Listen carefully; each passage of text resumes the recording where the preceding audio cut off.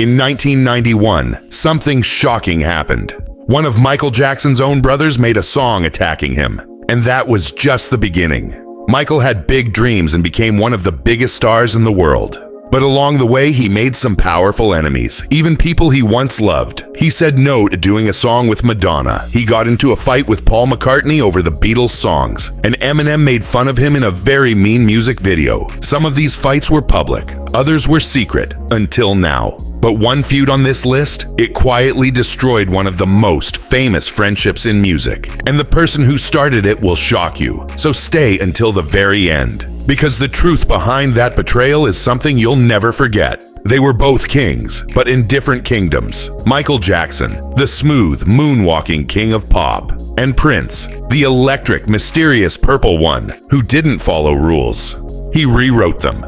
For years, they danced around each other. Quiet competition, subtle nods, but then came the idea that could have changed music forever. A song, a duet, Bad. It was supposed to bring them together. Two legends, one track, one moment, but it fell apart with one line.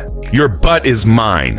When Prince heard that lyric, he paused. He looked at Michael and asked, "Who's saying that to who? 'Cause it ain't gonna be me." He laughed, but he meant it. And just like that, the collaboration was off the table. From there, things got a little petty. At one live show, Prince walked out, right onto Michael's stage, and stood just inches from his face. No words, no smile, just a long, cold stare. Michael didn't flinch, but later he called Prince weird, and even meek.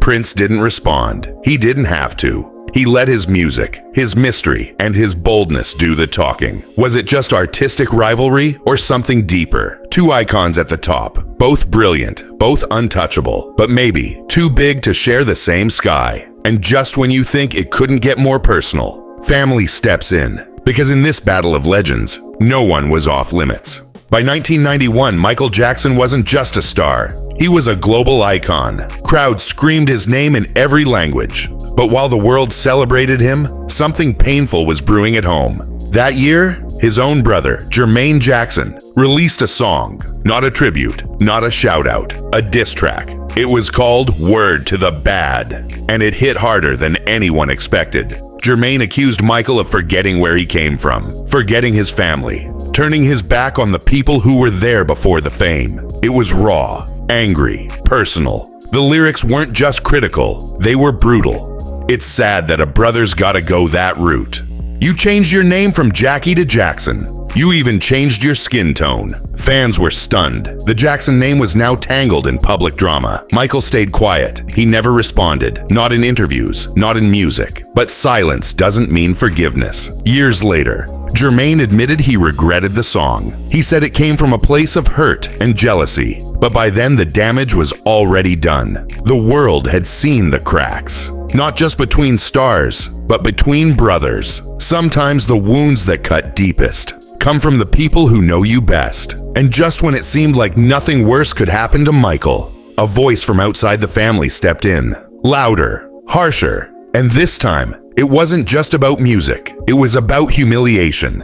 Because next, a global rapper takes a shot. And he does it in front of millions. By 2004, Michael Jackson had already been through more than most could survive. Fame, pressure, rumors, lawsuits. He carried it all with quiet strength. But then came a blow he never saw coming. From someone outside his world. Eminem. In his song, Just Lose It, Eminem took direct aim at Michael. He mocked the plastic surgeries. He joked about the child scandal. He even dressed like Michael in the video, falling apart literally. Like a man being laughed off stage. To the world, it was just a parody. To Michael, it was cruel. He told reporters Eminem should be ashamed of himself. I've always admired him, and now he's doing this? It wasn't just a line crossed. It was a wound reopened. The backlash was fast. Betta pulled the video off air. Even some fans said Eminem had gone too far. But still, Michael didn't retaliate. He didn't clap back with lyrics. He didn't fire off interviews. He stayed quiet. Again. But behind the scenes, he made a move that would say everything. A few years later, Michael Jackson bought the rights to Eminem's music catalog. That meant every time Eminem's songs made money, Michael got paid. It was the ultimate power move. Was it business or was it personal? Maybe both, because where most would fight with fists or words, Michael fought with silence and strategy. In that moment, the world saw another side of him. Not just the performer, but the chess player. Careful, calculated, unshakable, but just when you think things can't get more uncomfortable, another feud begins. This time it starts on a red carpet and ends with a microphone, a crowd, and insults caught on tape.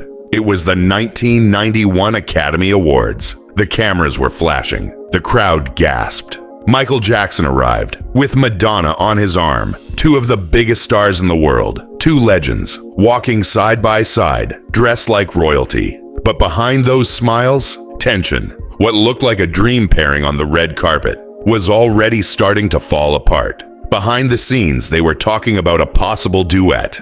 The song, In the Closet. It had potential to be huge, something the world had never heard before. But there was one problem: creative control. Madonna wanted to make the song raunchier, more provocative. She pushed for a bold, edgy direction, but Michael wasn't having it. That wasn't his style. He still wanted mystery, class, and just enough fire, without going over the line. He turned her down, and when the meeting was over, he walked away feeling burned. Later, in private, he called her a nasty witch.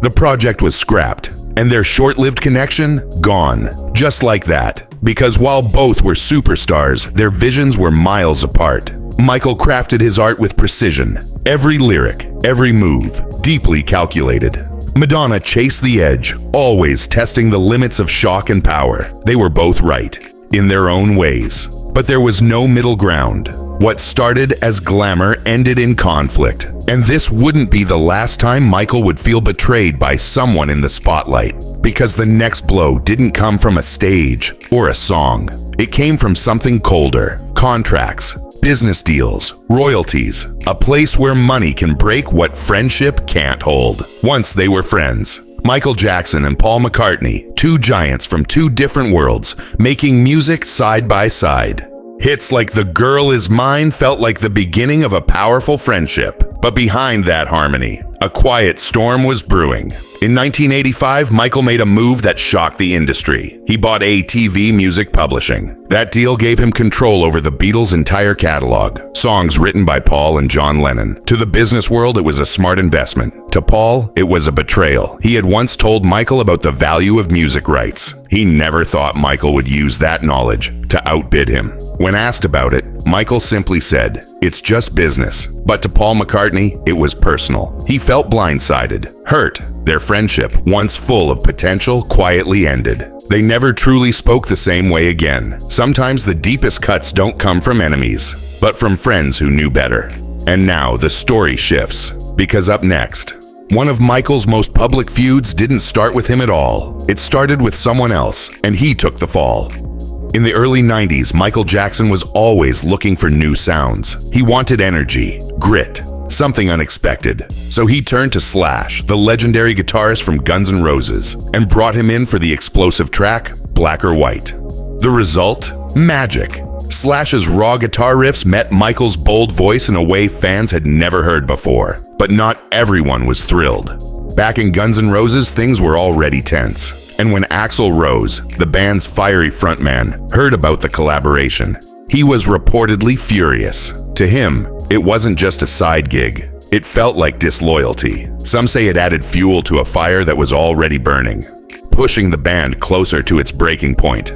Michael didn't mean to start a war. He was just chasing creativity. But his pull was so strong, it sometimes divided the people it touched. He wanted to build something unforgettable, but in doing so, he sometimes left behind a trail of cracks in other people's stories. Because when you're a force of nature, even your light can cast shadows. And now, after all these moments, painful, powerful, and public, it's time to step back and ask one simple question. What do all of these stories really say about Michael Jackson? Behind every headline, every feud, every quiet falling out, was one quiet, painful truth. Michael Jackson stood alone at the top. Whether it was family, friends, or fellow icons, fame built walls around him. He wasn't just the king of pop. He became a target. Some couldn't handle his success. Others felt left behind. And a few, they just wanted his crown. But in the end, not even the greatest entertainer on earth could escape human pain. These feuds weren't just gossip. They were windows into a man who gave the world everything, but lost so much behind the scenes. So now we ask you, which feud shocked you the most? And do you think MJ ever truly found peace? Tap like, subscribe, and drop a comment below. Because sometimes, even legends get lonely at the top.